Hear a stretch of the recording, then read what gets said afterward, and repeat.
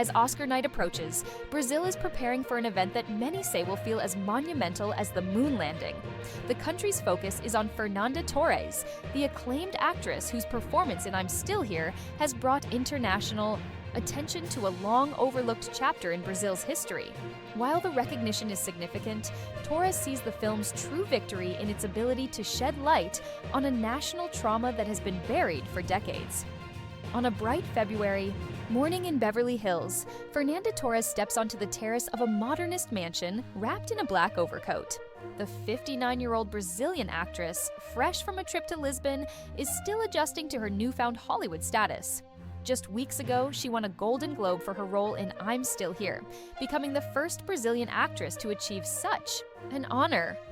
"I still can't believe it," Torres says, recalling the moment she walked to the stage to accept the award. "Kate Winslet was applauding me. I don't even know her, but she was smiling. So were Tilda Swinton and Nicole Kidman. It was surreal."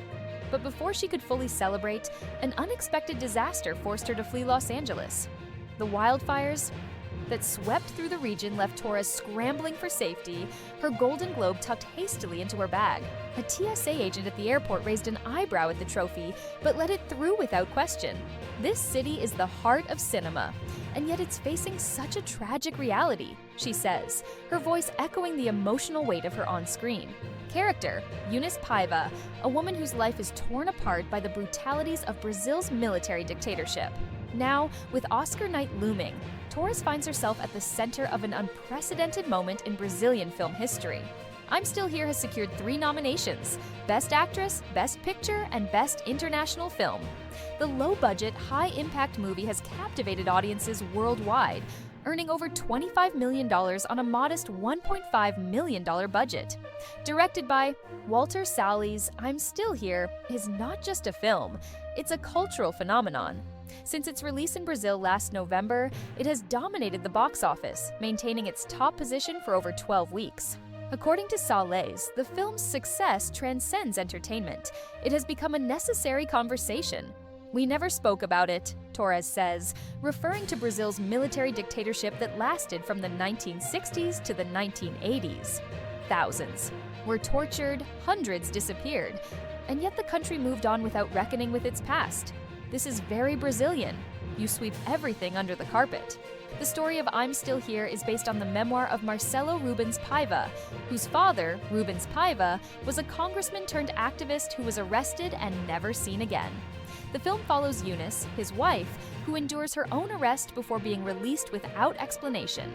Left to care for 5 children, she reinvents herself, attending law school and becoming an advocate for indigenous rights, all while seeking justice for her husband. The film has resonated deeply, particularly in Brazil, where political tensions and fears of authoritarianism have made its themes more relevant than ever. Audiences have embraced it as more than just a cinematic masterpiece, it is a form of collective healing. Torres has not been back to Brazil since the Oscar nominations were announced, but even from afar, she can feel the anticipation. When the Academy posted her photo on Instagram, it garnered 3 million likes, proof that her home country is rallying behind her. In Brazil, this is bigger than the Oscars, says Marcelo Rubens Paiva. It's going to be like the World Cup final. The entire country will stop to watch.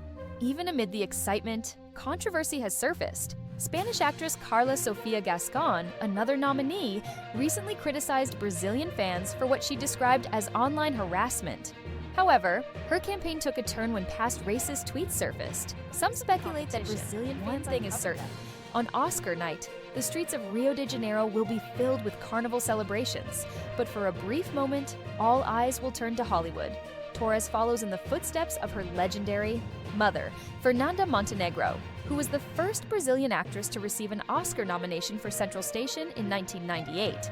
Many in Brazil still believe she should have won over Gwyneth Paltrow, a debate that remains alive in the country's collective memory.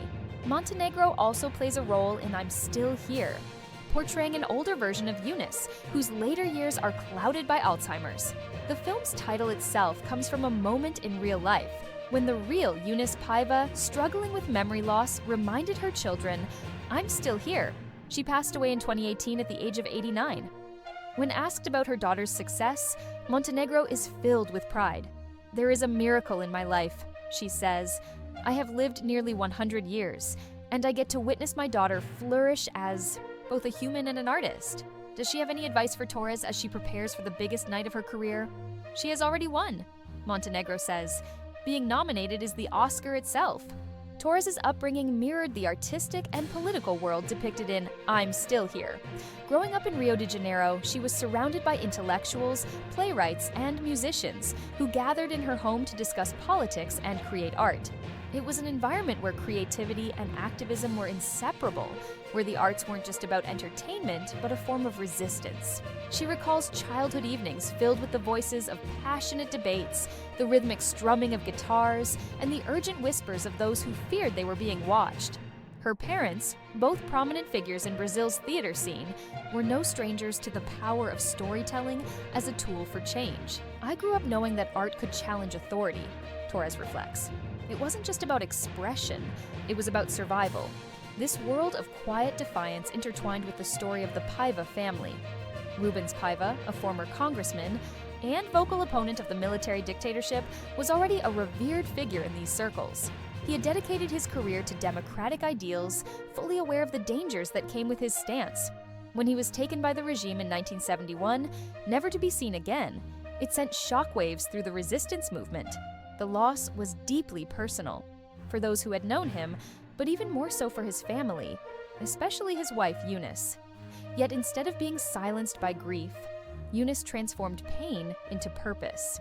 She raised their children with an unshakable belief in justice, ensuring that Rubens' legacy did not fade into the shadows of history. She became a quiet force in the fight for human rights, demanding accountability even when the government refused to acknowledge its crimes. She wasn't just fighting for her husband, Torres explains.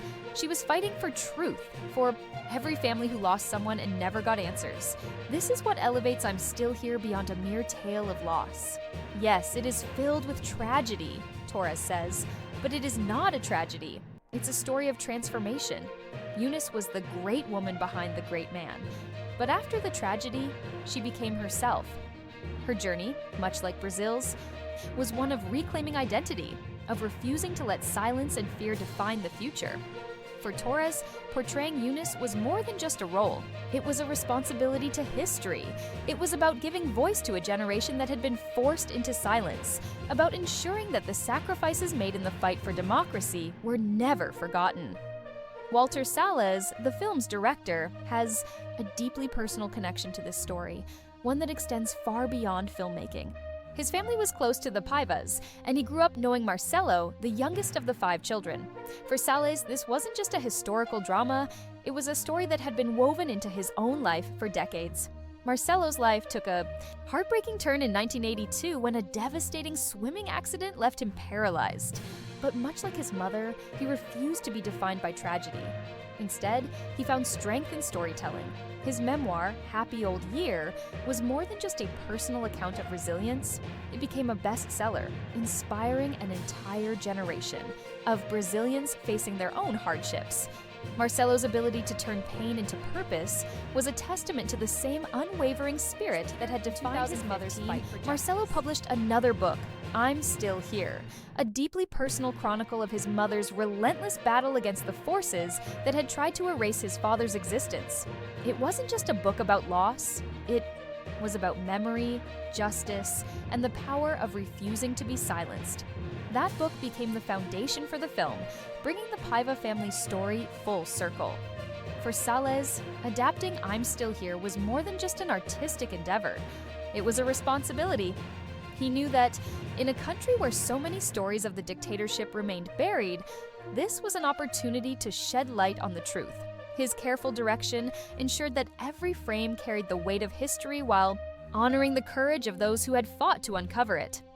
As Oscar night approaches, Torres remains composed. The accolades are significant, but she understands that the film's impact transcends awards. I'm Still Here has already achieved something far greater. It has resurrected a silenced past, given a voice to the forgotten, and forced Brazil to confront its history with unflinching honesty. And for that, the country will be watching, not just to see if Torres takes home the Oscar, but to witness the moment when a painful yet vital chapter of their past finally receives the recognition it deserves. Don't miss more powerful stories like this. Subscribe now and stay updated with the latest inspiring and thought-provoking content. Hit the subscribe button and turn on notifications so you never miss a new video.